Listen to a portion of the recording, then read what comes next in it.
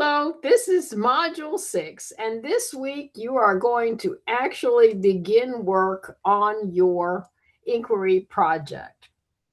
So you're going to read Hellman Katz, chapters 1 and 2, and you're going to, hopefully by the end of the week, contact me via email letting me know what your top proposed topic is. And please wait until I have contacted you back and let you know whether or not that topic's going to work, because some topics are so narrow that you can't really get several weeks of inquiry out of them. Other topics are so broad that it would take you about 6 months to finish it off in the classroom. So let's visit about the topic via email and see where we go from there. This is also the week that you want to go by a store and purchase a tri-fold documentation panel. Looks just like that. I mean, you can get it anywhere, and I don't think they cost that much. And this week, you're also going to post your topic selection analysis by the end of the week. Okay. Beside reading chapters 1 and 2 in Hellman Katz, I have some examples of projects for you to look at. I always like to see what other people do and what does it look like, just to get ideas, and these should give you some good ideas. Okay, so to start phase 1, you're going to find a classroom. If you can do this in your own classroom, I know that you're probably thinking to yourself, I don't have any extra time. If I'm teaching all day, I need to accomplish this, that, and the other. However, projects are those wonderful, interesting things that you do in the afternoon after you've done all the other required things that you do. And it doesn't have to happen every day. It can be 2 or 3 times a week when you have time. You really only need about an hour to work on the project at a time. You're going to start out by asking children what they're interested in. What do you want to learn more about? And just brainstorm. And you'll need to take some photographs as you're doing the brainstorming. Be sure that the children who you depict in the photographs have parents that already signed permission to photograph. If you don't have that, then you're going to have to just take pictures from the back of the children, and that way their faces are anonymous, or you can cover their faces with smileys, or however you want to go about doing that. Okay. Once you have an approved topic, that'll be your first visit to the classroom. The second visit is going to be brainstorming questions the children have on that topic. And you can just write them all down on the board or on a big sheet of paper, however you want to do it. You'll need at least 10 questions that lend themselves to inquiry.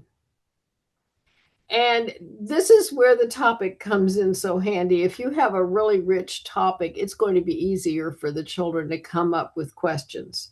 You do not want to have a topic that's sort of a how-to, like how do you make pizza? How do you bake cookies? That's not an inquiry topic. It really is not. When you read chapter 1 and 2, you will learn a great deal about what makes a good inquiry topic.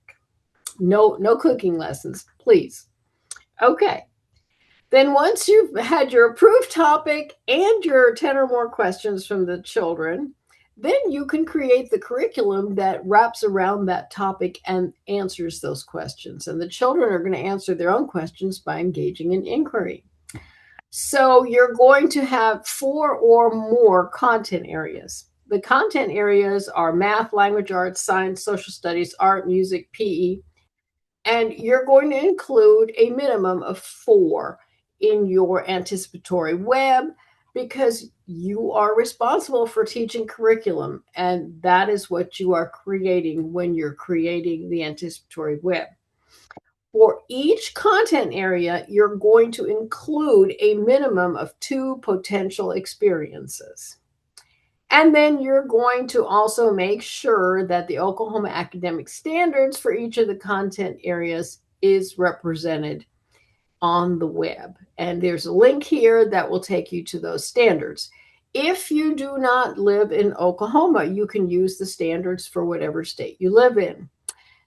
If you teach for a center such as Head Start that has their own standards, you may use those standards.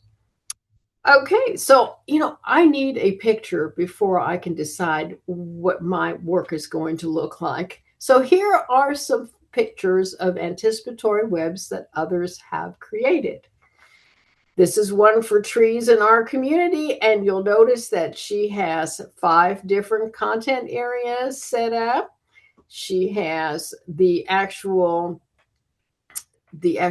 academic standards that go with that particular activity.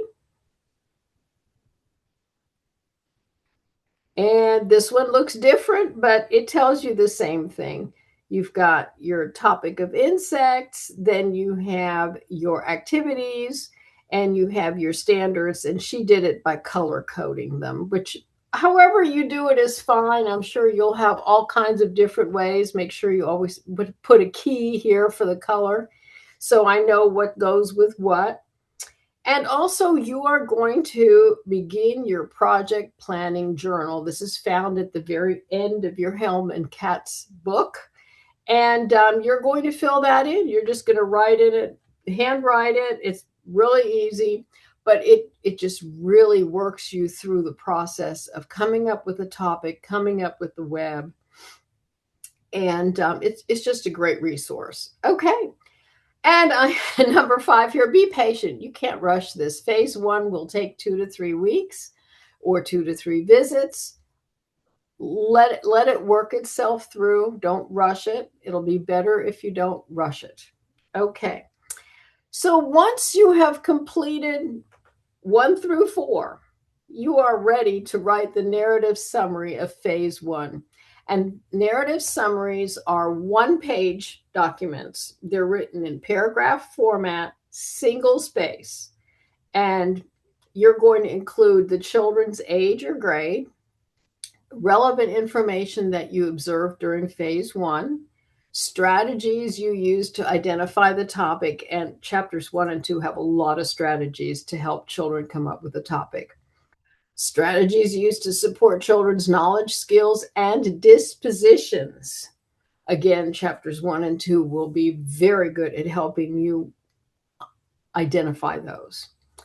Children's current level of engagement and understanding of the topic, and any cultural influences that pertain to that particular topic. Some will and some won't have it, but just let me know you thought about it. Okay. And when you are done with all of the above, you're ready to begin gluing. So phase 1 obviously goes on the left-hand side, and you'll work your way over as you finish the phases. You can look at this. It has the children's questions, the anticipatory web, photos, and a narrative summary. Goes right here. That is your phase 1. And then you will turn in this week the topic selection analysis. And I'll have a how-to for that as well. If you have any questions at all, please let me know. I'm always happy to set up a Zoom. Have a wonderful week. Bye-bye.